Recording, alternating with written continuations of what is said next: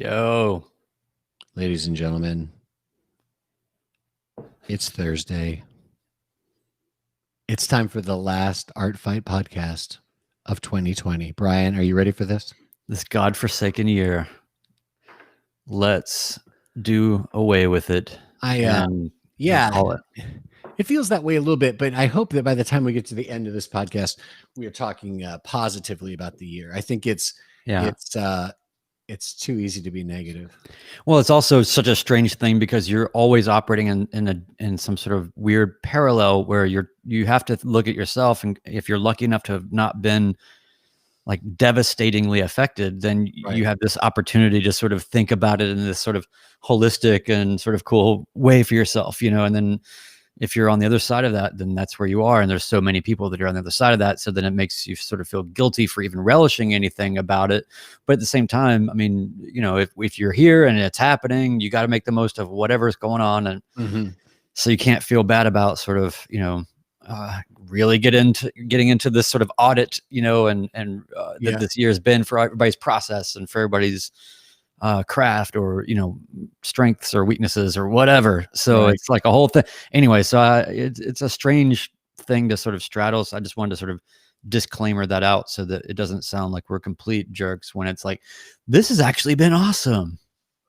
Oh yeah, no. In a lot of ways. I think too, it's a thing where for me, the other push and pull is like looking forward to like, well, what does the next 6 months bring?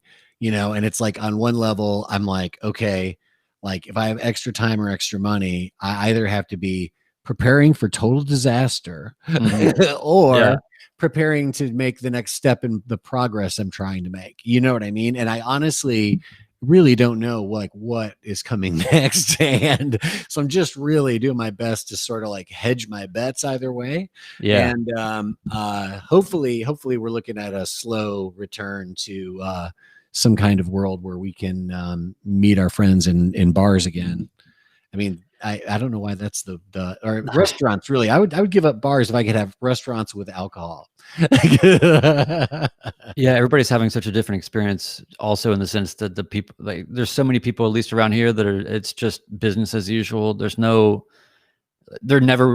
has not been a real issue for them because they haven't really, I don't know, the bars when they're allowed to have people are full, like everything's just been operating at kind of max capacity in this strange way. So it's sort of like, yeah, that's interesting because you've got more of that, like, I like where I'm at in Nashville, for anyone who's not around here, is like this weird, like it's literally called Old Hickory Village. I've only been here for a little bit less than a year. What's your address? I'm not gonna tell you my address. Live. But it's like literally this old factory town that now is a little village within Nashville, and it's very much a thing where we've got some little bars in this area, and to some degree I see activity in them. In one of them, there's a couple of bars that are more like biker bar type spots, and one of them that's near here, even in the beginning of the pandemic lockdown, I think it was before Nashville got too serious about it, that place was still just packed. You know what I mean? So part of me wonders that as they let restaurants and stuff open up, I wonder how busy they were. I've got to kind of go out of my way to see what's going on over there. And I'm not like, I'm not really traveling around the neighborhood very much, except for when I need to, basically. So, but near where Brian is there, it's an area that has in the last 10 years, like literally exploded. And it's like, there's tons of bars and restaurants by you. And and you probably see more of that. You're able to monitor that better, but it's weird because I've seen some footage of like stuff downtown and stuff where it's like, big tourist honky tonk bars, during this time that are like scandalously full of people, There's been so many chapters inside this whole sort of situation, and we're still not through with it. It's tricky. Yeah. But yeah, there's been these different sort of modes. There's been these sort of different modes that we've been in, like where it's the freaked out place and the sort of just a fully isolated place and the like finally taking a road trip or something kind of, there's all these different sort of but you see it happening around, like a lot of people sort of responding in similar cadence, I guess, if that makes sense. Mhm. So it's I don't know, but yeah, people are tripping out, going to bars, whatever. It's cool. We're, hey, it's almost over, right? Except for like 4 months or something. So Well, we'll through the see. Hopefully. darkest time, but we'll get there. Yeah. And I also too, I've got to say that, I've been a little bit, more locked down than some have been because I've got asthma and things like that. And it's like a Mhm, dumb idea for me to get coronavirus. But at the mhm. same time, it's like, I don't have any hate for anybody doing anything because I feel like it's been incredibly confusing, everything Yeah, that's yeah, gone yeah. on for a number of reasons. I feel like some people have been probably willfully ignorant. I feel like other people have been willfully misleading. I feel Mhm. like I feel like, the science community has done a terrible job of communicating which way is up, in this whole thing.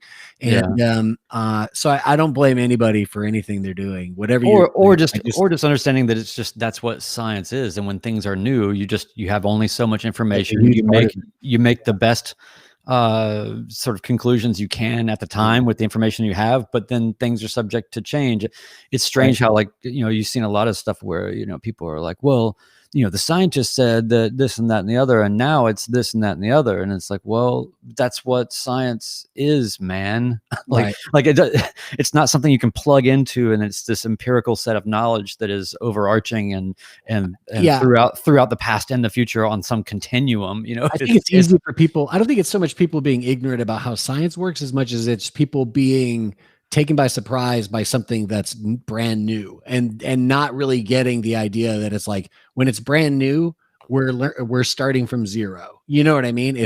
We don't Yeah. know. We don't know. And we thought that last month and then we Mhm. realized it wasn't that. So now it's this and it's changing because we're gaining on it. So it's good news, Mhm. but you should do this now.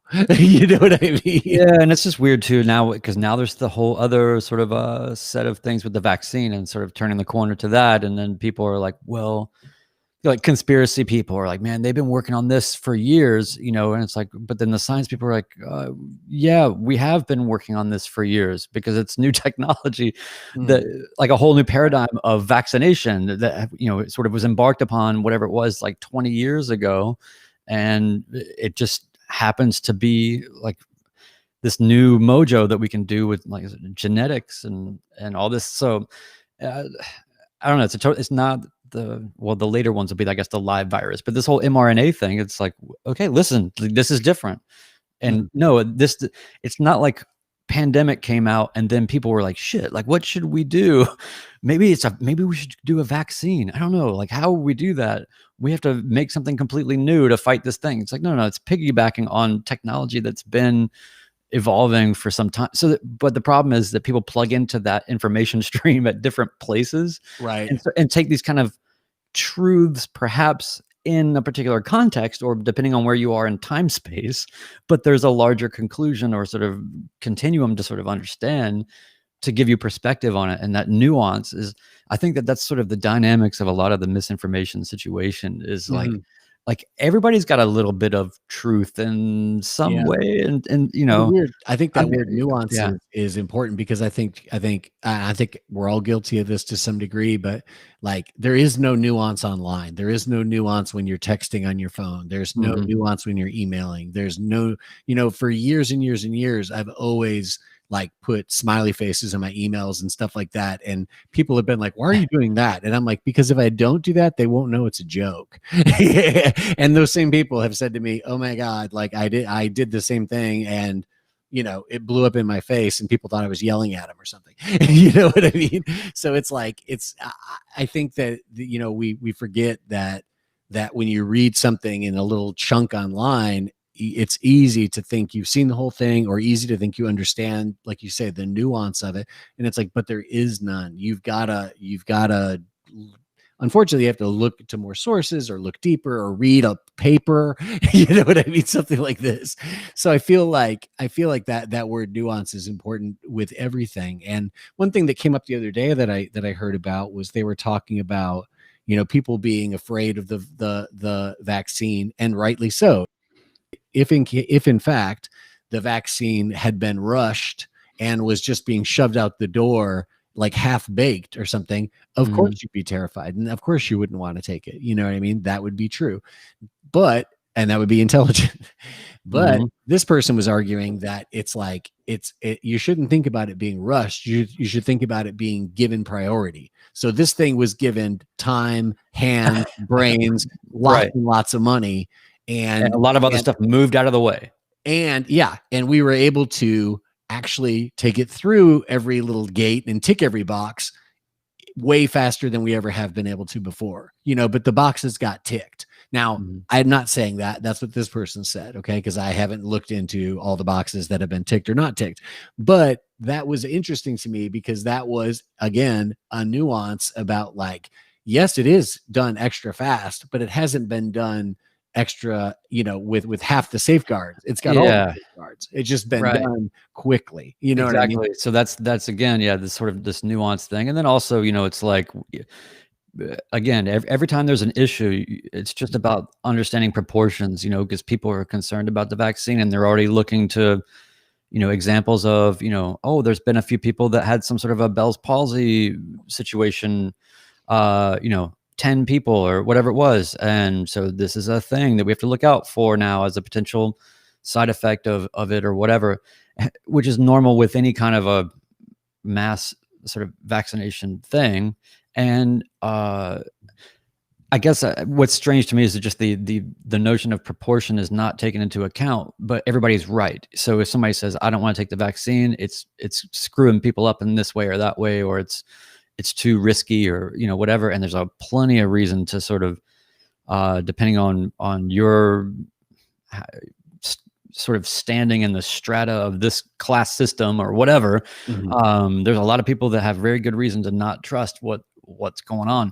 Mhm. That so I have maybe a little bit of a periscope point of view, maybe just because of where I, you know, a privileged kind of place or whatever you want to call it. But anyway, yeah. Well, So it's also just weird, you know. But I want to say like ultimately, you know, I think that I just want people to start championing the cause of just critical thinking and questioning things in a yeah. reasonable way, and also just media literacy. If you know, go follow Stakem on Twitter, one of the best brand accounts ever made, and that's their whole cause.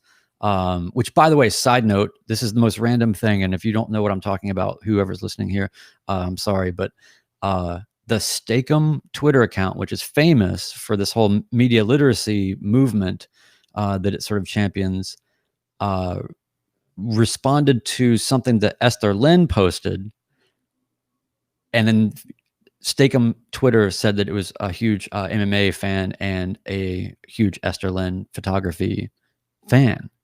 So that was like one of the weirdest sort of crossroads of the internet that I've ever witnessed. Interesting. A sentient frozen beef brand account that exists in the ether is contacting one of our favorite photographers. So anyway, MMA. it's a MMA weird fan. world. But I guess the point is just media literacy. That's a huge deal. Please consider your sources. Think about things a little bit. You know, everybody really, you know, the quick to anger part of it's a little bit strange, right? Like, do you want to be angry? Like maybe before you go right there, really question things and call sources and evaluate them and try to ride the balance there somewhere. Know what to look for. Know what the cues are for things that are, you know, misleading and you know all of that. I had the benefit of taking you know whatever media studies classes back in the day, and that was you know that's hugely helpful. Mhm. But not everybody Read has all that. manufacturing consent, everybody. Read Right. manufacturing Yeah, consent. like day one. It's true. I want to say that everybody should also follow Nihilist Arby's. Oh yes. And as far as like class and vaccines We're go, going deep. We're going I, deep today. I also I want to say one thing, because I think this is imperative, especially for anybody who's like looking down their nose at somebody who has whatever reaction to the plague and the vaccines and everything else. When you live in a country where you have millions of people who cannot afford access to the medical system, you cannot then be shocked when those same people don't trust that system. Okay. So, so keep your mouth shut, and we'll try to figure this out. But it's no coincidence that you've got so many people who can't even go to a doctor because they're scared of how much it's going to cost them. And then they come and say, everybody's got to get this shot so we can get the society well. Any number of things could pop into that person's head, and they're all valid for that reason, as far as I'm concerned. So anyway, we have a lot of other healing to do in this country before. I mean, it'd be not, that's one of the biggest things too, is I think we've seen, just how systemically fucked up everything is in this situation. And maybe we can get to some of that stuff as well. And we should also talk about some MMA today. So yeah. I mentioned on our text that we were talking about earlier is that like we could talk a little bit about like best MMA stuff of the year, that kind of thing. And a couple things come to mind. We can just sort of talk about everything. I was watching I think it was Morning Combat or whatever, and it was Luke was talking about, somehow they ended up on the subject of the Joanna Weili Zhang fight, and they were questioning whether that's still the fight of the year. And now I was reminded that, oh my God, yeah, we have to have fight of the year discussions because it's that time of year. And reminding me also that, we started off the year with that fight, which I still do think is the fight of the year. That fight was insane. And they mentioned that they were kind of comparing it to the fight we saw between Figueiredo and what's his name? Moreno, right? Is that right? Yeah. Moreno? Yeah. Okay. And that fight was great, by the way. I loved that fight. That was a hell of a lot of fun. And that was like, for people who don't follow the fights or for people who might have missed that, basically you're talking about the littlest guys in the entire organization sort of putting on a show that was as good as anything you're going to see in MMA, and sort of reminding people that you don't have to be a big monster person to put on an exciting fight. I've always liked the lighter weight classes, and I'm glad that those guys made it matter, and I want them to run it back as soon as possible. It came out as a unanimous draw, so that's how close that fight was. There was a little bit of controversy, not really for me. At the end of the day, it was a great fight. Because the point taken, you mean? Yeah, the point taken. Yeah. And hey, I want to see that every time, frankly. Here's the thing. I warned you before the fight. That was your warning. You kick somebody in the balls, you lose a point. You poke somebody in the eye, especially because that's the big one, you lose a point. That's it. Don't do it.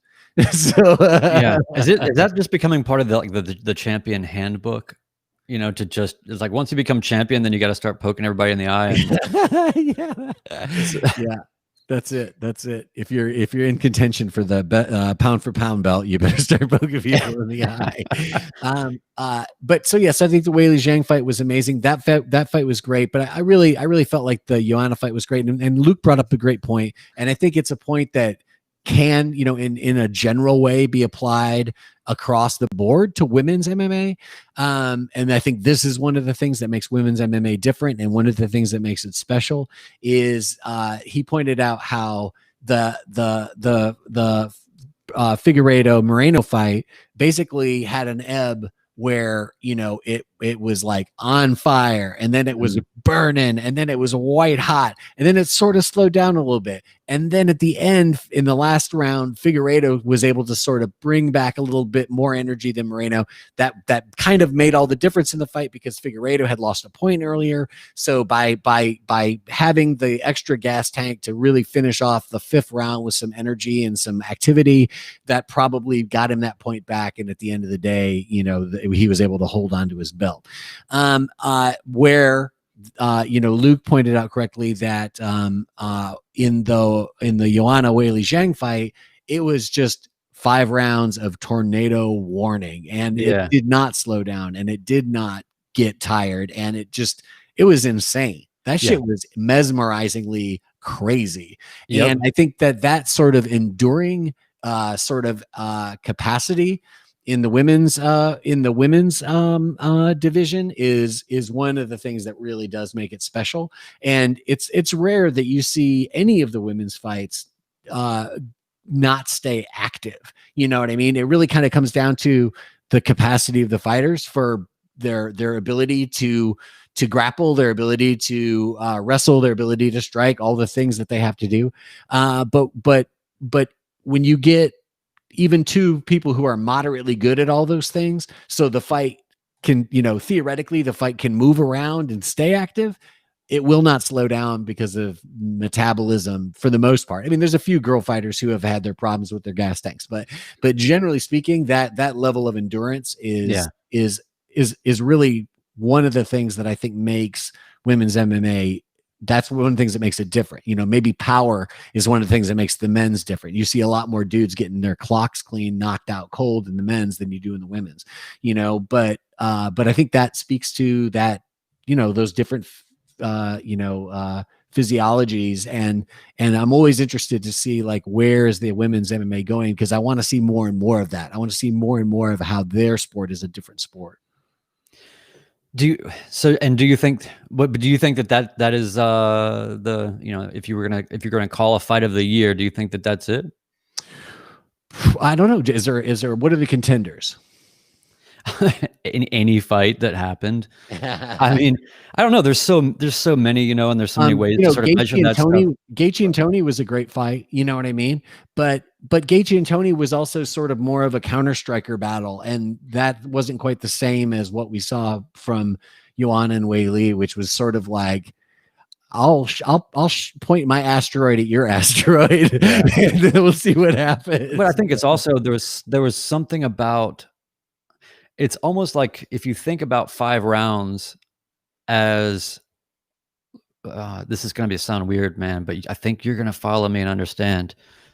I think a 5-round fight, if it goes like a song structure, okay, in the most basic way, or even like you could think of it in writing terms too, in terms of like a basic 5-paragraph essay, typical storytelling type of structure, the most fundamental structure, the first act or the first chapter or the intro paragraph or the opening part of the music is going to be this sort of introduction, and laying the setting down for everything, and getting the sort of the characters in place or whatever, right? And then the next round is this sort of logical escalation.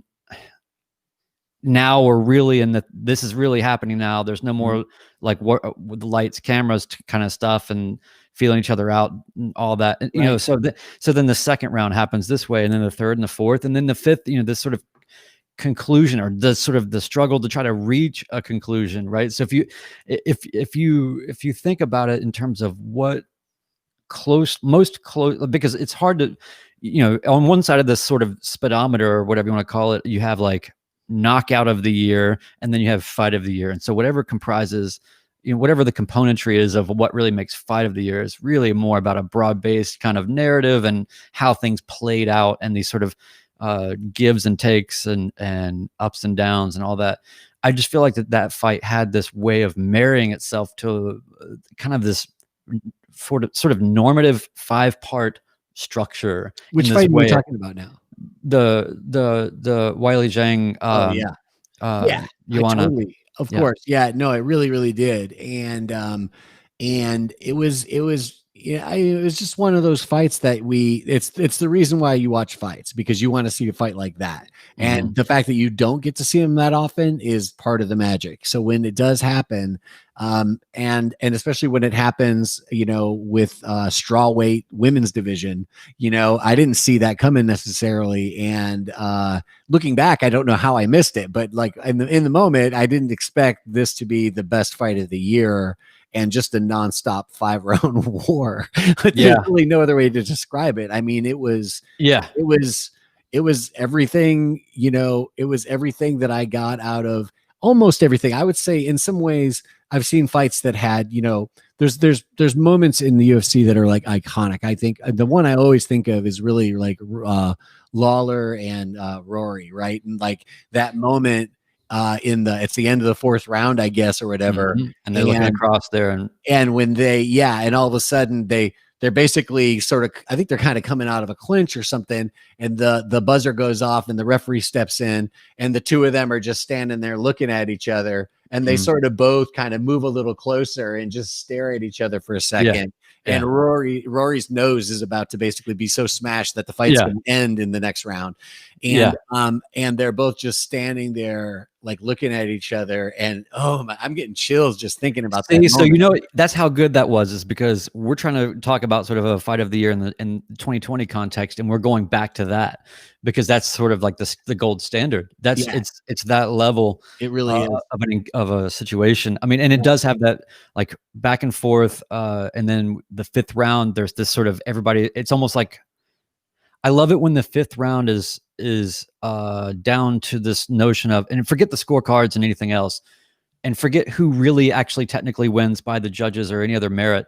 It's basically two people that have fought so intensely, and then now they're coming out for this fifth round and they're both equally beaten up, and it's something where it's kind of like they're starting back at the starting line of the fight again, but they're coming in with their just, kind of battered and pushed to this point of exhaustion and everything, so to see it kind of like, this is anybody's fight. It doesn't even really matter who wins or loses this fight because it's been so glorious to watch. Right. Yeah. That's one of the special feelings level. Too. Yeah. And I think, what it transcends the judges. Yeah. And what fight, I guess it was the Moreno fight, actually, was, the Figueiredo Moreno fight. That was one of those fights too, where you knew by the third round, by the end of the third round, you're like, this is an amazing fight. I don't care who wins because I love both these guys. And I mean, certainly by the fourth round, you're like, if this is, even if somebody had won the fight clean, you're like, I want to see him do this again. Like, this is too good. This is too close. And it's not just close. There's also something about the way they're matched up with Joanna and Weili.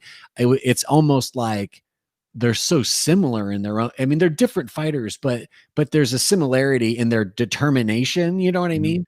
And sort of in the way they both just, they don't know when to stop. They both are very aggressive. You know what I mean? And there's this, immovable unstoppable force meets unstoppable force kind of thing going on with both of them. And that's what makes it so interesting. Where with Moreno and Figueiredo, you've got, they're different. It's more of this is not the best analogy, but it's a little more of an Ali Frazier kind of thing happening between two of those guys. And that's always interesting to see. I was really, this was, I'd say, one of the most surprising things about 2020 is that, I'd say there's there's three things I would say about this, but I would say that the first thing I would say, maybe it isn't so surprising, but I think it's also surprising that when it was all said and done, very much finally, Tony never got a chance to fight Khabib. Like I just assumed that would happen. Like at some point that would happen. And it's like, no, that's not going to happen so many times. It's going to blow your mind. In 2020, we kind of reached the end of that line. Yeah. And then I didn't really see what's happened since then coming, which is Tony losing two fights in a row pretty badly. You know what I mean? And I mean, in a way, he wasn't as beat up from this fight with Oliveira, but as he was with Gaethje, just because of the nature of the fight. But I've never really seen Tony so just completely outmaneuvered, at every turn, and so that was a surprise this year. Tony was my guy, man. I was like, Tony's the one. He's the one who's gonna take down the eagle. It's funny how far away that seems already, when it seems like this perfect collision was going to happen so many times and didn't. I don't know. I gotta say I wasn't necessarily surprised at all. I don't know. Not that I sort of thought about it and called it in my mind, or watching him thinking, but it was almost like every time you would relearn his age, it's like, oh, he's actually not like, this is sort of for the class that he's in and for the type of game that he plays. And what is his age now? What, he's like 30, what is he, 36? Yeah. Let's And look that's it up. an MMA 36, by the way. Yeah, I mean, And so Tony 36. I mean, that guy's been through the ringer. yeah, and that's the thing too, is it's like the yeah, he's 36. See, the mileage, I mean, Yeah. it's just it's one of those things where ah, it's almost like a Jimi Hendrix type of phenomena or something, where it's like when everything is resonating and everything's humming and they are at the pinnacle of their game and practice and everything that they're doing, it's so interstellar, it's so magical and so beyond comprehension in many ways that you just sort of take for granted the sort of ingredients of all that magic. And then all it takes is, it's like a Jenga sort of thing. Like one of those variables gets pulled, or your greatest weakness becomes your, whatever the thing is, you just can't fly that close to the sun for that long. Yeah. And it's gonna happen for those that, it's kind of like one of my favorite guitar players, this guy Sean Lane. He died when he was 40, about, I guess, 15 years ago, 12 years ago, something like that. And really sad. But I went to his funeral, and I heard somebody say he just ran out of notes. And I was like, whoa, because he's a really quick, like really adept player. So I feel like the people that are operating on that sort of gymnastic of a level of whatever it is that they're doing, they're sort of, I don't know, I feel like they're using up they're compressing their experience as an artist, perhaps in some way, not in all cases, but it just seems that way. Well, and for people who aren't aware of what we're talking about, this guy Tony Ferguson, who I like the fact that he actually was a wrestler at a university up in Michigan. So I feel like a homey connection to him for that reason. But he's just like he's incredibly. He sort of embodies the reason why there is an Art Fight podcast. Frankly, he is incredibly creative, incredibly dynamic, incredibly flowy. I mean, he's all about some flow, and whether he's flowing or not, he's gonna dive down the river and hope for the best, and this is something that sort of helps to explain why maybe it isn't surprising that his careers had this precipitous downturn this year. He's one of those guys. One of the reasons his fights are so entertaining is because of this sort of reckless way that he fights. He has basically taken out some of the most talented people in the division like a beast, like a monster, like walk through them and left them, wrecked in the process. He's also almost been totally destroyed by people nobody knew their name. Right. So like he fought a guy named Lando Venata, and I think that was even a late call. Like his opponent had dropped out, and they just pulled this Lando Venata guy out of nowhere and threw him in with Tony Ferguson, like a sacrificial lamb, basically. And it was one of the most exciting fights of that year, 4 or 5 years ago, whatever that was. And I love Lando, by the way. I still love some Lando. And Lando's another guy too who sort of has this sort of recklessness to the way that he fights. And Justin Gaethje used to also have that recklessness. And Justin Gaethje specifically just got to the point where he was able to fight for the belt. He did win the interim belt and was able to fight the champion because he turned a corner at one point and quit being the guy who was just walking into punches. Like he stopped doing that, and it made all the difference in his ability to sort of cover that last distance to the goal line, not to mix my sports metaphors, but it made all the difference for him to go for that one extra step to elite of the elite. And and on some level, that's so, at least I don't want to put the final, gavel on the whole thing, but for the time being, that's a step too far for Tony right now. He hasn't shown that he can go that one further step, where you're the guy on the moon, not the guy in the capsule. It's also just about how you sequence things and how you put it together. And MMA is, sort of short-term memory. because Tony didn't lose a fight for, uh, like children were born and made it to fifth grade before he lost a fight, or Right. whatever it was. And also, too, for people who don't know, this was a guy who was scheduled to fight the champion 5 times. Am I right about that? There was Yeah. like 5 times that was on the calendar, and everybody's just dying to see those two guys go at it, because it was one of those things where the thing that Khabib is good at is wrestling guys to the ground and smashing them until he can submit them, basically. And Tony was one of those guys who was like possibly a genius on the ground, not only as a striker on the ground, the kind of guy who's been able to kick and elbow and just kick people's asses while he's laying on his back, but also a very inventive Brazilian jiu-jitsu fighter who could. And for people again who don't know, in jiu-jitsu, when someone has you down on the ground on your back, you're not necessarily in a defensive position. You can absolutely attack the hell out of people from that position. So Tony was one of those guys who could be very offensive from that position, and it seemed like that could be the kryptonite that could make this Dagestani wrestler finally lose a fight, take you down, start to smash you on the ground, and then all of a sudden realize, oh man, I'm the one who's in trouble. But unfortunately, we never got to see that. Man, when you talk about that, all it makes me think about too is how.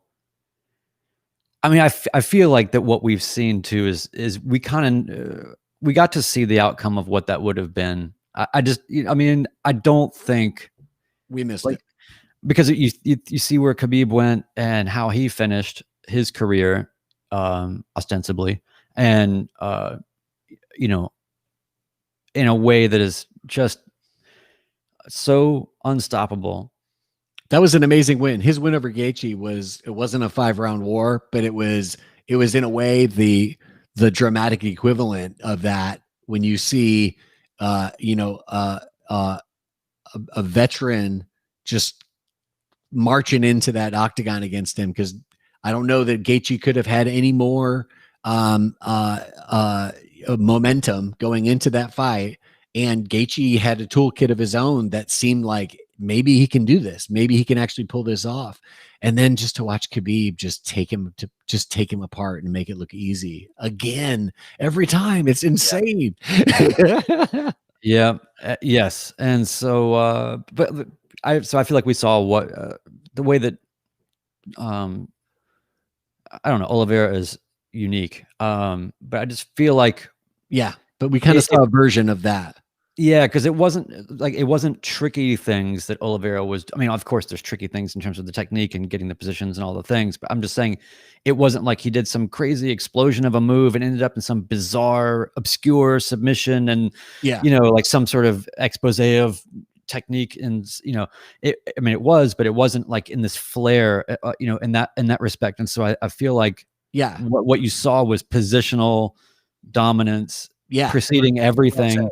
And so, and this is just my sort of outside looking in. I'm not a fighter, but it felt like Oliveira had it's obviously had total control. And so there's nothing in what we saw there that said this would hang with Khabib for a minute. Right. And I think Oliveira, I mean, he especially with this last performance, he is really somebody who I think if you wanted to make a list of like 2020, like who emerged in 2020, he's obviously one. He's obviously somebody who, has now shown himself to be, super special, and obviously somebody who, what is the deal? Tell me if you can. I think I was probably supposed to know this. But I'm confused as hell by this. Khabib says, I'm retired. I beat Justin Gaethje. I'm retired. Goodbye. Okay. And goes back to the East. It's like a hero, off to the East. Fucking Django music. Right. So that happens. Okay. But when you look on the rankings, they still have Khabib listed as the champion. So why is that? And why aren't we lining up the ponies to see who the new champion's going to be? Well, I am certainly not some sort of insider or whatever. I'm certainly not somebody I that don't really knows what the hell they're understand that. talking about, but I have a theory, even though I'm going to proceed that with I don't know what I'm talking about. And that theory is I think that there's been enough doubt seen behind the scenes, Mm, even if it's just the smallest crumb of that he might return. In terms of the grab that is, like, I think you leave a space there for him, especially because of the circumstances through which he kind of departed, right. father dying.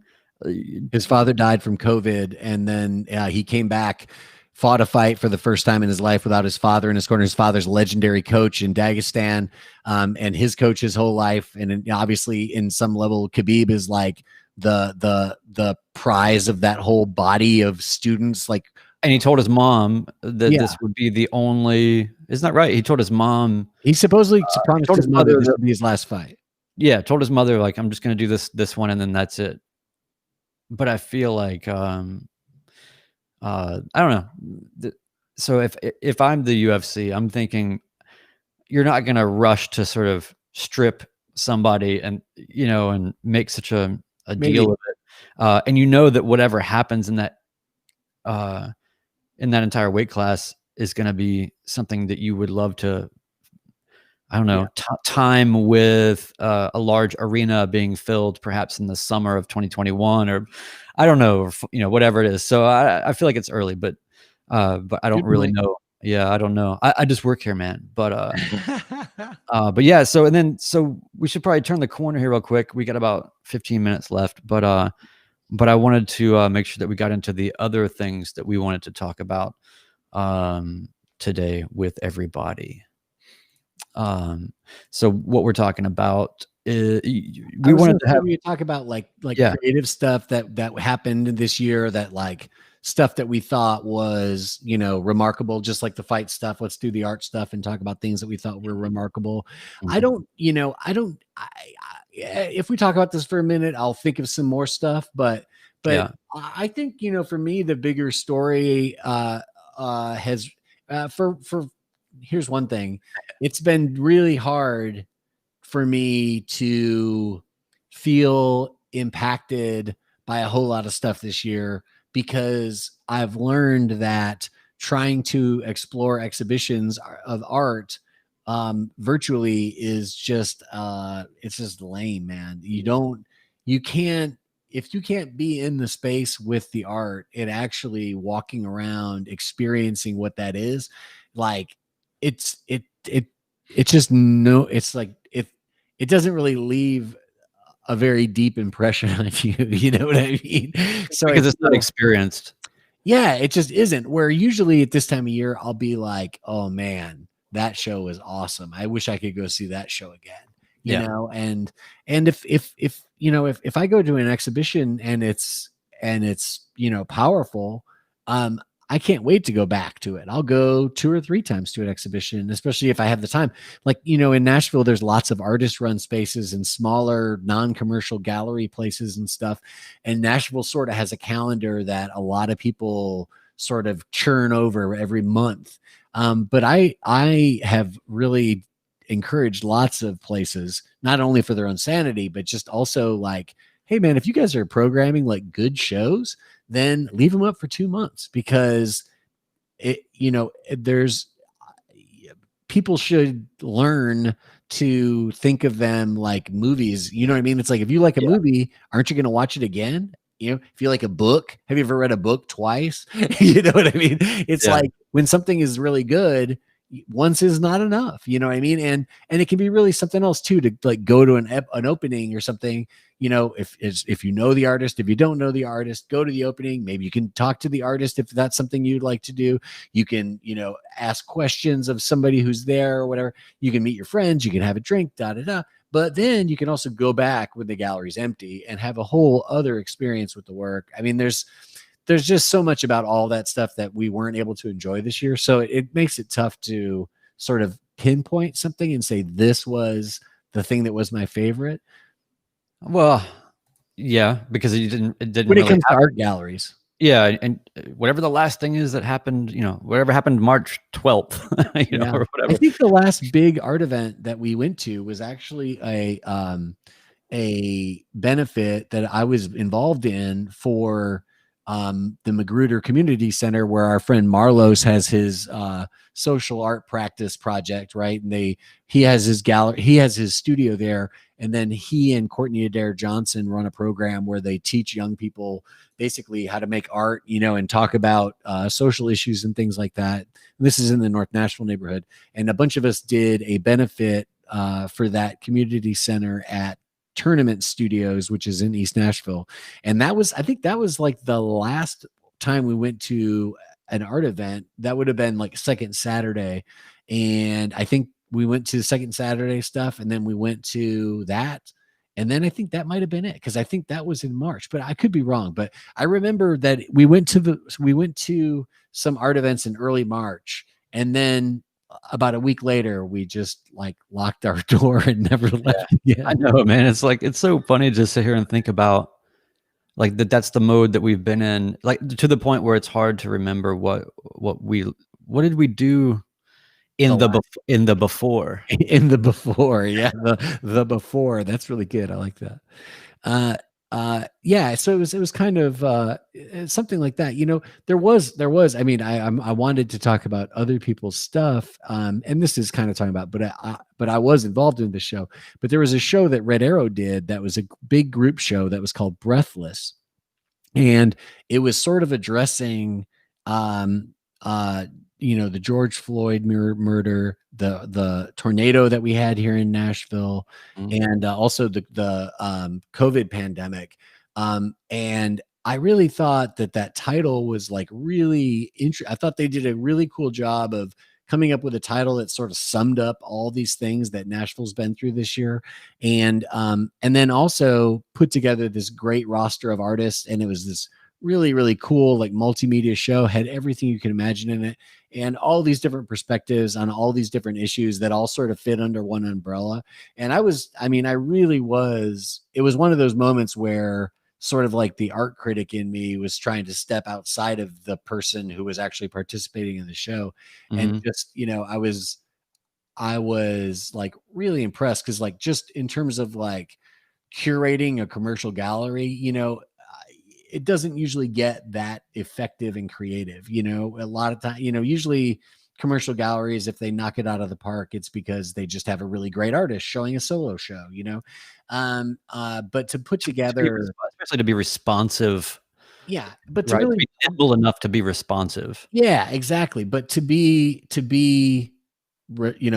responsive in this really, really, I thought, thoughtful way, and then to curate this group of artists who were all able to sort of like jump into those themes and bring out these really unique works of art. I thought it was just an exceptional show. So again, if I can somehow take myself out of it and just say there was a whole bunch of there's like, another 15 artists in the show, I think. And it was really, really special. I really, really thought that show deserved uh, a, a lot of attention and praise. And I feel like I'm saying that again because I don't feel like it got it. And I don't feel like I was in a position to do it because I was a part of the show. But that show was very exceptional. And I was proud to be a part of it, Brian. Well, I don't know. There's such a texture to it all. Like I said, there's been these, in my mind, these kind of chapters to it all, gradients of experience.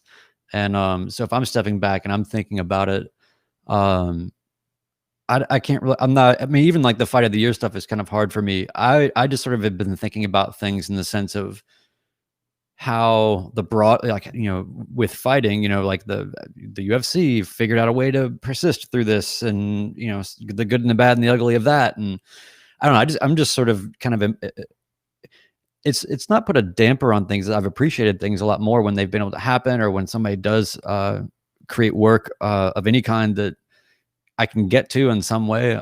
It's definitely been a good time to get back into music, not necessarily live performance, but and all that is. But in terms of just kind of being a little bit more of going back to sort of being a librarian of music in a way, like I'm really kind of in the stacks more, it's not stuff that I'm listening to while I'm doing just something else or whatever. I'm sort of concentrating more. I don't know. Anyway, In what way? I mean, like, let's just go ahead and pivot yeah, into like what, like, things you're doing and like what your creative practice looks like during, after a year of this. Do you mean like in terms of like yeah. I finding mean, music to sample and stuff, or? well, that too, sure, but no, I guess I just mean, it's kind of like whatever you're into, it's been a pretty good time to get deeper into it. Like if you're like, if you're like, man, I always wanted more time to watch all this, like whatever Criterion Collection stuff, or Uh-huh. I don't know, whatever the thing is, or Yeah, do good point. jigsaw puzzles, whatever it is. I don't care. Like you have the opportunity. You're if you're fortunate, and all that to be able to sort of have a little bit more time. Maybe you're taking a shot, maybe financially, but maybe that's a little bit more time. What do you do with it? And so, yeah, it's been about listening to things. I think again, sort of more deeply, less distracted listening, deeper listening, being pursuant to sort of the threads between different, musics or regions or styles, or I don't know, just thinking of things in sort of a not a catalog librarian kind of way, but in a sort of relational, not research, in a cold, sterile Yeah. sense, but just sort of following the muse, but going down trails that are sort of connected with what you're seeking out, and it's been interesting to see sort of what feels good to listen to, or what, like heavy music or light music or party music or weird music or whatever it is, just to see, because that's a reflection of sort of, it's all agitating different things that you're kind of feeling and, or wanting to feel. So it's been interesting to sort of kind of just get deeper into all that. And so then in terms of my practice, I mean, yeah, I have gone to the woodshed on every single thing that I do basically. But with the concentration probably most in the areas of getting all of my sort of filmmaking videography type of stuff, all my gear sort of switched out with the things that I, optimizing everything for what I need and what I want to do, and having all the right things and just the right things and not too many things, and, just all that. So I've really put my rig together, I suppose, in that way. And I'm like so ready to go, you know what I mean? Like when all of this is done, so there's that. And then also just on the music front, gone deep, as I've talked about, into this beast that's sitting right here, this Octatrack, and this thing here, which is called the Analog 4. And these are both made by a company called Electron. And anybody that knows these things knows that they're wildly frustrating to get started with, and there's a hill to climb to learn how to use these things, but there's a great reward with it. And so it's been a really, I would imagine it's very similar to, training martial arts or whatever else it is. Like you're like, okay, I've just been shrimping on the mat for an hour. Like, when do I get to do the fun stuff or whatever, and you realize that all these things are being, you're being built. Right. And so Big even events. so even with this music stuff, it's with all the years of experience I have with all the different sort of software and hardware and all the various studio tools and everything else, this is like the first thing I ever sat down with, and I was like, okay, all I've heard is about how hard this thing is to learn, so I'm going to challenge myself to just turn it on and then see what I can make happen. And it was the first time I couldn't even get it to do like anything that I needed it to do. But it's essentially a sampler, and you can just put stuff into it and then reconstitute it in some really powerful ways. But anyway, so it's forced me to rethink absolutely everything about music and the way that I've ever done it. I mean, it's that cataclysmic. And then so now I'm at a point where I feel like I've done probably about a year's worth of learning, 2 years worth of learning in probably 3 months. Mm-hmm. In terms of what I've learned, but it's something where it's interesting because it's sort of forcing me to make some decisions with any new power, right, or any new superpower. You have sort of these choices now, like, is this something, just because I can do this now, does it mean that I should do this now, Right. versus, and just all that. So it's Yeah, been 100%. Yeah, so it's been very interesting. But anyway, so my studio is fully dialed in. I mean, you can't see it over here, but I've got a turntable going into an old MPC 2000 XL that I sample from records. Then I build loops and samples on the MPC. Then next to it is my weird tape deck, and so I put everything onto tape, then capture it onto tape into my system here, and then What kind of tape you tape into? Like a cassette or like yeah, yeah, reel to reel? cassette. Oh, okay. Yeah, if you think about it, cassette is reel to reel. It's just the reels are real. Just tiny. Well, yeah, but it's not when we say reel to reel, we usually mean like quarter inch or 2 inch or something. Yeah, like whatever Gene Hackman had in the conversation Yeah, or whatever. totally, totally. That's what we think of. But so yeah, I had this actually a really cool cassette deck that is Norwegian from the late 70s, and it's called a Tandberg TCD 330. And what it's vertical, it's got these rosewood panels. It's the most beautiful artifact to look at, much less how functional it is. But the coolest thing about it, This is Joe your Nolan, cassette recorder? yeah, yeah. So the coolest thing about it, Tell Joe me when Nolan, it was made. 1978. Okay. Yeah. And yeah, I'm tempted to like screen share and show you, but that's just going down a wormhole. So, but the point is just that this cassette deck, what it has that's unique is it has 3 heads. So what that means is that you can be recording to it and then also listening off of the playhead. Okay. So what that means is I can play with tape saturation and hear exactly how it's going down to the tape as it's happening. Oh, wow. So that I have a real time sort of, and you can adjust what's called the azimuth Uh-huh. on it, where you can kind of calibrate the record head of the internal guts of the tape deck to really maximize its contact with the surface of the tape Interesting. itself. So you just get like the full breadth of whatever the width of the tape that's allowable to you to record on magnetically. So Yeah. so basically being able to listen off of it means that I can just get these great sounds out of it that are really cool. So anyway, so I take all that and then I put it in. So I'm sampling stuff from records, playing stuff, doing whatever it is. But I put a lot of the stuff on cassette first for 2 reasons. One, it cuts all the really sub bass annoying stuff out. There's super low frequencies that are just rumbly and mostly maybe erroneous, turntable, stomping on the floor, whatever. So there might be those kind of things. And then it takes all those super high end, crispy, too high end sounds and calms them down. So it sort of like tempers everything. It sort of like softens the leather of the sound and then brings it. So then I capture it though at high resolution and then play it out of my system into this thing. And then I've got like prepared stuff that I can then start to mess with. So then I can put beats together or ambient music or whatever the things are that I'm looking to do. And this is a sequencer in a box, so it's Ableton in a box with dials.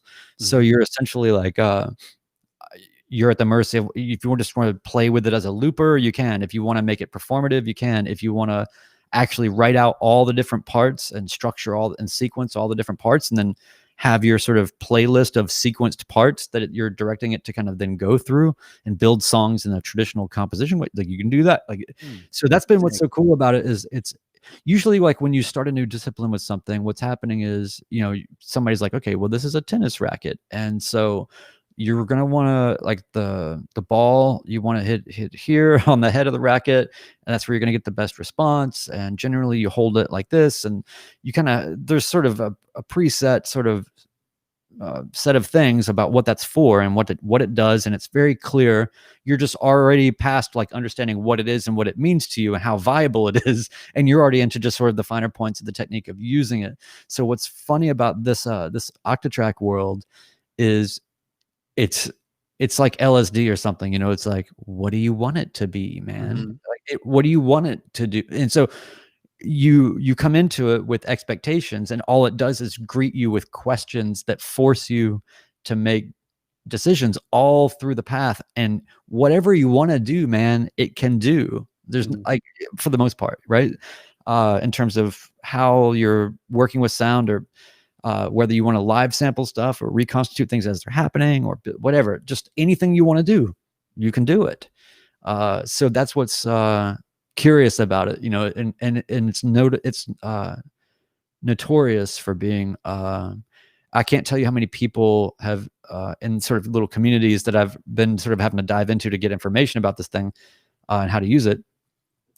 People have said a lot, this is my third time owning the Octatrack, Mhm. because they'll buy it, they hit a wall, they get frustrated with it, so then they don't really utilize it, so then it's just sitting around, so then they sell it, but then they're like, "Ugh," and then they buy another one, it's like, Pulls them how back weird is that, right? Like, how many, in. I can't think of anything like that where people keep kind of, it's almost like a, like an animal in the wild that's, like, trying to make sure that something's, you know, wounded enough to eat or something. It's like people were it's like, is this thing gonna bite me? Or, it's the funniest thing. So anyway, without going on forever about it, it's been a really cool, sort of wintertime. It's only light, for about 49 minutes a day now. Uh, and so it's been a really good, darkness, and I've been getting up as, whatever, 6 in the morning and doing all that. So I haven't been doing my little sort of daily shoots because the weather's garbage now. So I'll pick that Mm. back up later, but because it's just no fun when you're just like, why am I suffering? Yeah, Uh, it's been misty and cold and cloudy. Today was pretty. We got some clarity. yeah, I was out for a bit today and it was very nice. Anyway, so that's kind of where I've ended up, but I will say, like, in wrapping up my side of this for the year, um, um, I'm just grateful and appreciate everybody listening. And uh, it's been a wild ride, and I would like to not do this again. So I do think that there's some part of it for me though, where and this is part of what's been making me so crazy, is like I'm going so deep on all this stuff because I know it's the only time in my life, probably again, where everything is just going to be kind of a wash for a minute.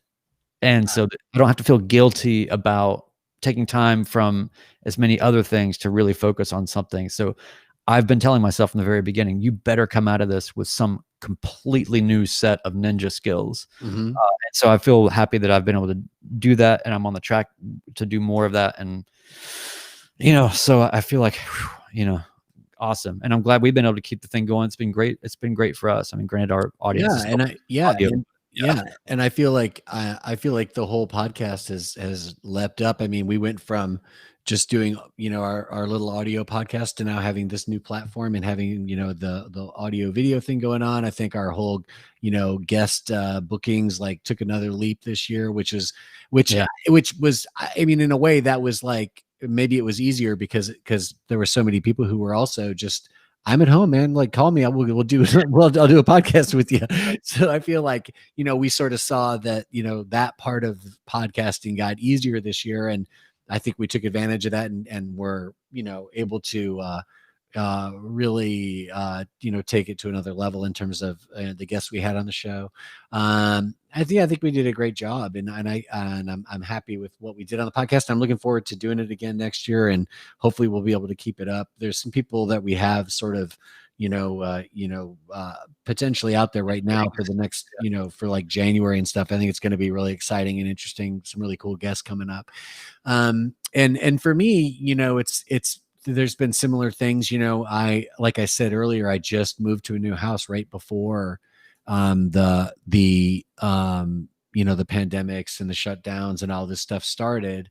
I'm very grateful for that because we went from a very tiny little apartment where I had a bunch of my stuff in storage and stuff because we didn't have enough space for anything. And we had been there for a while, sort of patiently getting our act together and also looking for, the next thing we were going to do.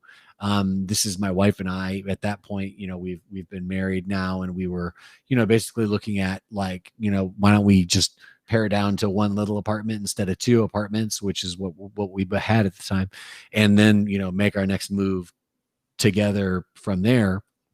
And, and, I was happy because that meant I was able to get my, all my instruments and all my recording stuff and everything out of storage, because that was one of the main reasons why we needed to have a storage, is because I had, instruments and stuff that we just didn't have room for at this small place we had been in.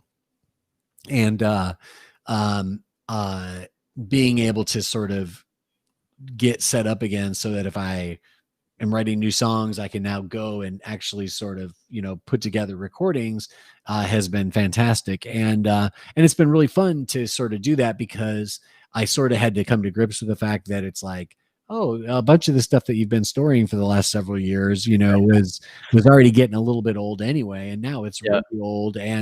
And then I had to look into, well, what if I wanted to replace this thing? And it's like, actually, you don't need three of those things anymore. You can just get one thing that does it all, and it only costs like half as much as the most expensive thing used to cost. You know what I mean? So it's just like, oh man, like it's been really refreshing to see how much gear has gotten so good and so cheap and affordable, like in the last, since the last time I did this, where I Yeah. sort of was able to set up a space where I could, sort of be able to just pull my mics out and record stuff when I wanted to. Oh, hold on a second. My battery's getting low. Let me plug it in real quick. Oh, here we go with the batteries. This is live television. So you're just sitting here talking, Joe, about how you've got. I don't know why I'm incorrectly. I've had it You're plugged talking in about this like whole time, but gear is so great. now I just, You're talking about like What? gear is so great and everything. All of a sudden, it's like, oh, battery. yeah. Yeah, exactly. Well, this is the problem with all that stuff, is that, once you have a bunch of gear, now you have to actually keep it running and make sure it's connected properly, and all that stuff can be fun. But I've got a good setup going right now up there. This is a good time for me to make another announcement, because the real challenge for me right now is just that space is also super chaotic, because even though I've got sort of all the pieces of my, recording chains sort of up and running and working properly, the actual space itself is just a nightmare. Like, it's like completely kind of unworkable to some degree. It's not, like, I need to get like a comfortable chair that can roll around a little bit. I need to get an actual desk that I can have this stuff set up on, so that I can actually, spend hours up there mixing a song or something like that. Right now, I've just got it. I mean, I've got it. It's just a mess. I've got a pile of books on the floor in the corner and all this stuff. So the thing I haven't been able to do basically is just acquire, some of the furniture that I need to get. And the good news is even that stuff, in terms of the space I have and the stuff that's going to work right, it's, it's really inexpensive stuff. Let's work it out. Let's work it out right now, Joe. Let's go. And what is your budget? What's your budget? I don't remember. I've got this all written down though. I've got it all figured out what I need to get, but but here's the thing, is that I've been kind of waiting to put that last sort of bit of effort and expense into it, because I don't think I've talked about this on the show yet, because I don't think I've announced this to anybody, but did I talk about the new Thrive Award that I got? I think you mentioned it. Maybe I did mention it, because it was a few weeks ago I got the okay that I was actually going to get the money for the award. But I did in Nashville, the city's arts department, the Metro Arts Department, is actually quite well funded, and they do a lot of funding of projects and awards and prizes and purchases and all sorts of stuff. Brian and I have both been, fortunate to have the support of Metro Arts in the past.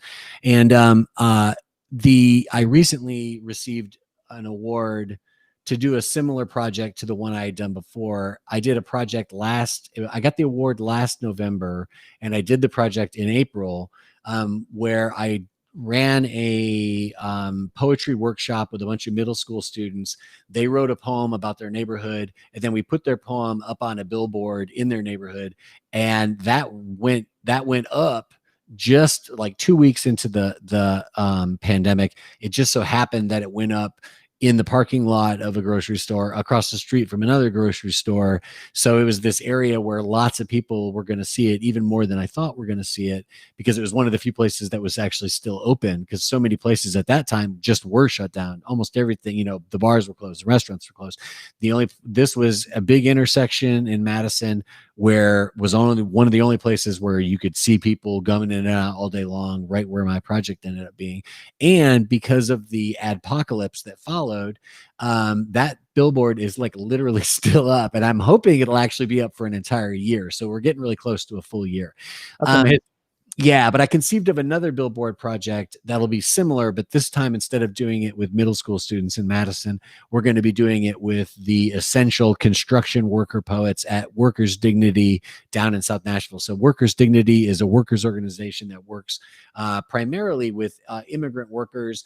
All of them who will be in my workshop are speaking Spanish or another language, which is more of an indigenous Latin American language.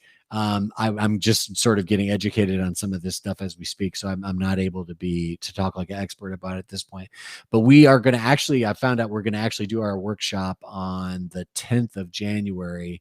And then I've got a graphic designer that I've organized with who will then take that poem and put it on another billboard, which is, I got my guy with the billboards down in South Nashville. So I've already got all these like pawns on the table, and this I've is got a billboard guy. You got a billboard guy? I got a billboard guy. a billboard guy. And so it's one of this is kind of one of those art projects where, for me, the art part of it for me is like, well, I'm going to conceive of this thing. I'm going to find a community organization to work with. I'm going to find the funding. I'm going to put all the pieces together. And then all these other people, of course, will also be getting some of that funding. So it's a way to take this money and then put it back into the community. So it's a fun thing. I was really excited to do it the first time. I found out that the first billboard project I did got like a unanimous vote there's a board basically that has to okay the funding. It got a unanimous vote. I don't know if I got a unanimous vote this time, but I found out that we got the highest vote this time. So it might have been unanimous again.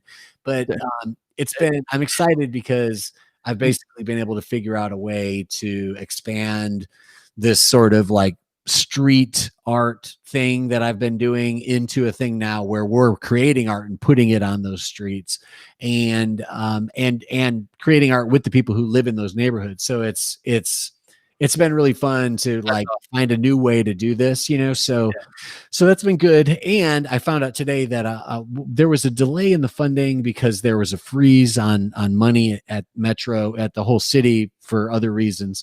And we found out a few weeks ago that the money was in fact going to be available. So I can in fact do the project. And I found out today that I in fact will be getting a payment soon. And for me, that was me. The reason why these things are important and getting this funding is important because this is the kind of money that I can make from an art project that I can then turn around and, help me finish off this music space and things like that. So, so I'll be able to buy a desk soon without feeling like it's stretched. It's too right. much or whatever. Yeah, I have these autonomous desks. I'm a big fan of these. They're not very expensive. You can get a nice top for it. They go up and down.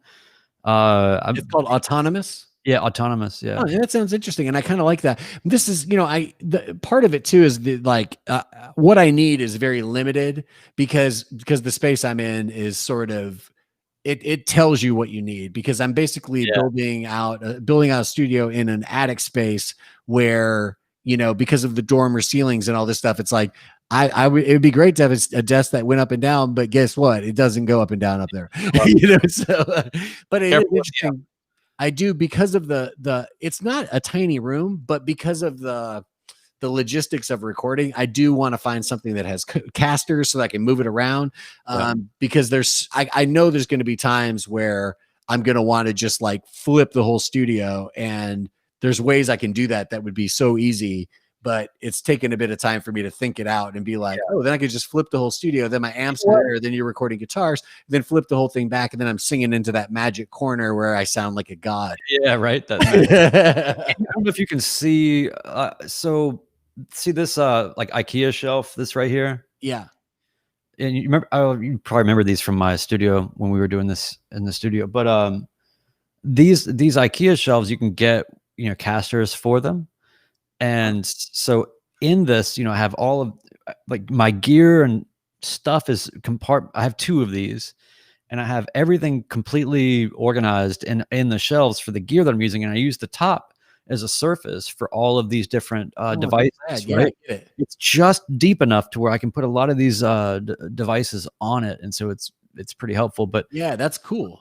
So I guess what I'm saying is like people don't realize that you can get these things on casters, and I like it because I don't like big pieces of furniture that are sitting straight on the floor. It's just, I don't know, because it's going to make the wood like change color, over Yeah. time with the sun and everything. So I like them on casters, but I can move everything around in that way, and it's sort of it's my storage and like the stuff I need to readily access, for the most part, is inside these shelves that you can get from either side, and they're on casters, and the tops are perfect for putting a computer on, or a laptop, or a keyboard, or a drum machine, or Yeah, it's cool. whatever. So I'm a big fan of these things for that reason. Plus, they're the kind that are perfect for records, because I have a whole ton of records. Well, so I have back Oh here. yeah, I remember those shelves now. That's the big record cabinet. But then I also have, for the records I sample, in the one of these that is over there, the whole bottom of it's just full of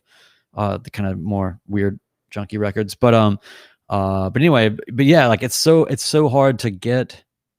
I feel your pain when you're like, the space kind of dictates like what the hell's going to happen here, and then ultimately it's just whatever the space is versus my purpose in a head-on collision, and Yeah. it's just, it ain't gonna be pretty, but it's gonna be, and it's gonna have to work, and I will Well, the wheel thing that's myself. cool about it is, the thing that's it really is a blessing about it is that the main thing that you want to do in a recording space is good sound, and having those dormer ceilings, it's Great. actually really good for your sound Yeah. because you don't have the bright reflection of a big square room. You know what I mean?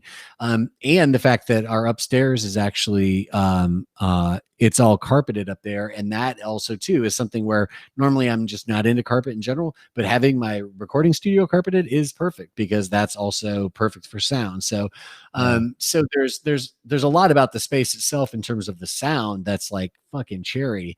It's just a question of how can I make it maneuverable, and how can, just because basically what it comes down to is it's it's about gear and it's about other things, but it's ultimately about just all the factors. How can I make everything as easy and fast as possible so that I can go up there and in a few hours get a whole bunch of tracks recorded? You know Yeah. what I mean? And can I go up there and in 2.5 hours walk out of there with like a drum track, a bass track, an acoustic guitar, and a Mhm. keyboard, and I can go back tomorrow and sing a vocal on top of it, and now I've got the skeleton of a song. You know what I mean? Can I do that? How fast can I do that? Because Yeah. the faster I can do that, the better.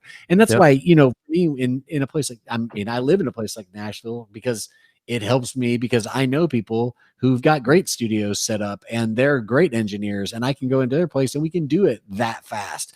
Mhm. And it's important because when you have cool ideas and interesting things you want to try, you got to try them as fast as possible, because if they work, that's great, and if they don't work, it's also fine because we Yeah. didn't waste any time on it. You know what I mean? Yeah. But when you're the one person who's trying to do all of it, it's extra important that everything is as easy and as simple and accessible as it can be, so that you can sort of be like, let's cut guitars and just like push this here, pull this here, grab that mic, boom boom boom, la la la, crank up Yeah. that amp and rock. You know what I mean?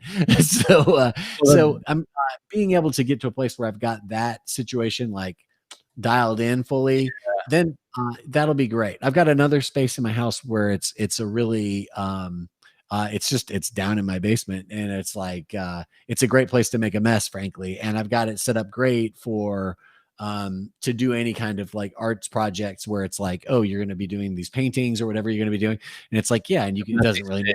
you could like have a huge fucking accident with a fucking tub of gesso and it wouldn't matter. You know what I mean? That's what So I don't have. I don't have a place like that, like an unholy yeah, dirty place. space, basically. Yeah. It's God. very clean actually, but it's a space where if it had to get dirty, it would be fine, and it would be easy to just sort of clean it up later, just repaint a wall. In the meantime, nobody is, I'm not in my bedroom trying to pull this off. And I've got so many friends. I had some friends who used to live over on Murphy Road actually, and all three of them were artists, and by the time they left that place, like they literally painted everything. Like they'd gone from like, trying to like use the kitchen as a kitchen and an art studio. And then Yeah. slowly but surely the kitchen just became the art. And that's fine. And that's the thing you can do. But it's been nice to sort of be able to have like, you know, modest spaces by comparison, but totally functional for making work on, and have a space that's quiet enough to record in, and another space that's funky enough that you can make a mess but nobody has to live in it, you know what I mean? So it's been good. It's been good. I know several artists in town who've got like, functional basement spaces. So it's a thing you can do for sure. But it's been, all that's been really good. That's been good too, because as I haven't been getting out to take lots of street photographs, recently. Have or have And not? I've kind of been, no, I have not been. Because I'm just not, most of that stuff. I mean, that's stuff that I find that stuff when I'm driving, you know what I mean? And then Yeah. it's sort of organically, I just realized like, oh, that's awesome. I'm going to stop and take a photo, and, or, note to self, come by in the morning because the light will probably be a hell of a lot better here, and then you come back and get the shot later, but because I'm not driving anywhere, it's like I'm not, that whole sort of just organic discovery of things isn't there. So it really has turned into a year for me where it's been a lot easier just to sort of, go back more into like collage and painting and things like that. And that's been super fun. It's been really super fun to sort of get more into that sort of Hakeem Bey compositional called it mindset. collage inebriety. Yeah, and it's been fun because I feel like it's also like one of those things where, when it comes to photography and stuff, it's like it's just ultimately all about like composition and color and all those things to me. And that's the same thing that, painting and collage and all those things are about. It's all kind of the same. It's just like, what's your medium? You know what I mean? So it's been really fun though. I feel like it's been a good year in that way. I've been super active in terms of my art exhibition CV. I mean, I've had tons of stuff and tons of shows this year, partly because there's been so many opportunities that are like virtual or mail art opportunities and things like that. So I've been grateful for that. It's been nice to be able to be active with that.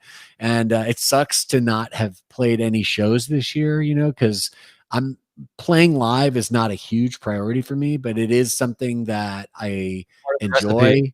Huh? It's part of like I feel like I know where you are, where it's sort of like you should do it sometimes because it Yeah. really informs what the creating part, which is more what you like. Yeah, I feel like it's like a muscle that I want in shape. You know what I mean? And I do enjoy it because of like I enjoy the company of my accompanist friend. I basically have, sort of, 7 or 8 guys who sort of all just sort of move in and out Mm, of my band. You know what I mean? And so it's always one iteration or another of those dudes, yeah. and I like all those dudes, and I wish I was playing with them. But we've been able to get some stuff done. I put out a single on the summer solstice. That was a recording I'd done with my friend Andrew. I got a hold of him and said, "Hey, let's kind of like give this a more fuller sort of expression, and let's like actually put this out as my next single." So then I got a hold of my friend Jeff, and we put a full drum kit on it because there wasn't a full drum kit on it at that point, and he was able to record that at his place. I put a new vocal on it because I hated the vocal I had on it, and I did that at my place. And then everything went to my friend Andrew Adkins' place, and then he did the mixing and the mastering. And he had done the original recordings of the original tracks we used on the album, and had played some of those tracks. And so it was a fun collaboration, even though we had to do it at a distance. It was rad that we could, and it was cool that I had enough of my situation worked out upstairs that I was able to like record a finished vocal on a track that I put out. So it That's was it awesome. was a good test too. It was a good test for me and for that space. But we got that done, and now this winter solstice on the 21st. I am planning to put out another single, and this will be, I've got an album that's like half mixed, and we basically pulled the plug on it during the quarantine because I love being in the room mixing the album. To me, it's like it's the sort of like you do all the hard work of tracking and overdubbing, and then it's time to mix, and it's like the fun part where you just get to make it sound awesome and God, sweat over like it's this. the best feeling in the world. Like when a piece of music that you've made just starts to have it's when it starts to be able to sort of ride without training wheels, and it Exactly. just kind of starts to stop wobbling, and it starts to really Yeah. sort of like, and you can kind of get a sense of its I don't know, it worthiness or something. You get to a place where you can quit worrying about whether it's terrible, because you've probably worried that, oh my God, this is like legit terrible. And then you get to a place when by the time you get to mixing, you get to a place where it isn't terrible. It's actually really good. And now all of your energy turns into this optimistic fire of like, how good can it be? You know what I mean? Yeah. And Why I do this. Like when a fighter is on his game and he's connecting with everything, it's like, this is why I do this. I go through all the bullshit just so I can get to this place. yeah, totally. And so anyway, with that in mind, we had been doing that. I had been like going over to my buddy Jerry's house, working on, finishing up this record, pretty much every weekend, basically. And some nights during the week, if we had time to do it, it'd be like, yeah, come over, let's take a pass at that song on Wednesday, and we'd, go through it, and he'd send me mixes on Thursday morning, and we'd be listening to them, and then go back in on Saturday. Let's go back in and let's tweak some things on that, and then let's try this other song too if we have time. So that process is so great and so fun that I was just like, you know what, man, I don't want to just hand this over to somebody and say, because we've worked on this record forever for a million different reasons and a million different things that have delayed us. And I'm like, I'm not gonna just sort of not be in the room when we finish this album. So that's in the offing. That will probably come out in 2021, I assume. But then I basically started making a new album about this quarantine time. It's not about it so much, but it's within it. So it's like more of kind of just a diary of the songs that I've been writing this year, which are all sort of influenced by this experience. And I've been recording those upstairs. And now the first one I've done is with my nephew, who's an electronic musician in Detroit. He's the founder of an organization called Motor City Bass. And so he now has that song, and he is mixing and mastering it, and we'll be putting that out on the 21st. And I have no idea what he's going to do. Basically, the rule is I'm going to mail you everything that I think you could need, that I feel like I want to record and put together for you. There's like, musical verses, there's verses that have lyrics on them, there's all these different kind of iterations of things you could use if you want. Send it all to you, and then you do whatever you want. But it's already fundamentally different, just because of the fact that I don't have analog drums and bass on it the way I would with a normal recording, and also that I'm handing it over to my maniac nephew who is trying to build the loudest sound system in Detroit. So, exactly, that's what I'm talking about. Who knows what it's going to be, but it's a song called "The Present Is a Gift." And I kind of realized that it's like, that is such a Christmassy sounding song, even though it's not a Christmas song. I'm like, let's put this fucker out. Let's put it out on the winter solstice, and that'll be coming to my Bandcamp, Mighty Joe Nolan Bandcamp, on the 21st. So that'll be out on the 21st, and that'll be the first song on the other new album that I'm working on, which doesn't have any other songs fully recorded yet, but that's coming in 20. MightyJoeNolan.bandcamp.com. Yeah, that's right. I think that's how it works. 21st. So that you'll see the great conjunction in the sky. The Christmas star is back this year. You'll see the great conjunction of Jupiter and Saturn on the shortest day of the year. And that'll remind you that also Joe Nolan has a new song out. Well, this is great. Yeah. Hopefully it'll be like kind of like Scratch Perry meets the Iggy Pop. Is this distracting? I feel like I'm in a Roger Corman film. So sorry. 2020.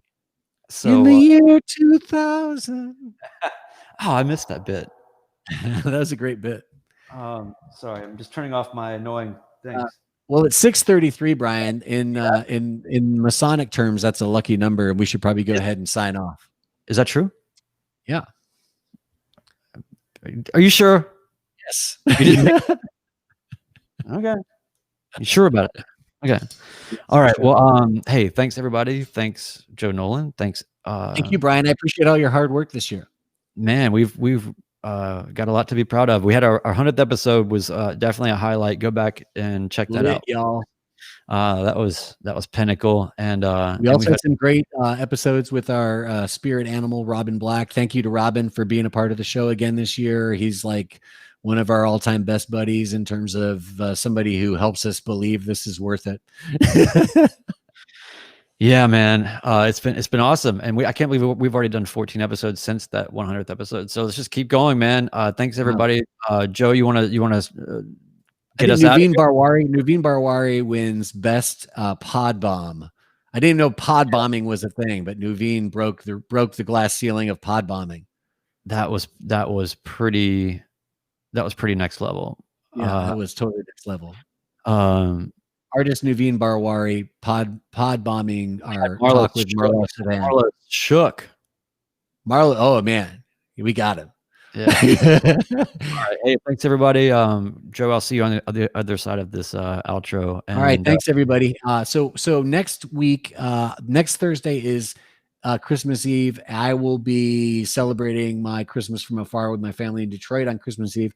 The next Thursday is New Year's Eve. I will be drinking, so we won't be doing this again till the next Thursday after that, I'm assuming. So we'll talk about that, Brian, but we'll probably see you guys just after the new year, the following Thursday after that. And we'll look forward to that. We thank everybody for being with us this season or this year. I guess we don't really do seasons anymore, but we're 100 episodes and going. If you're an MMA person, we appreciate you and hope you listened and learned something about creativity and art and how that is also part of the fight game. If you're an art person, we hope you learned something about martial arts. Maybe you became a combat sports fan, or maybe you have a better understanding of why we're doing such a weird podcast. And we just want to thank everybody for being with us, all of our guests, everybody who's had us on their shows in return. We appreciate all you guys, and we'll see you guys in 2021. Art Fight out. All right, out.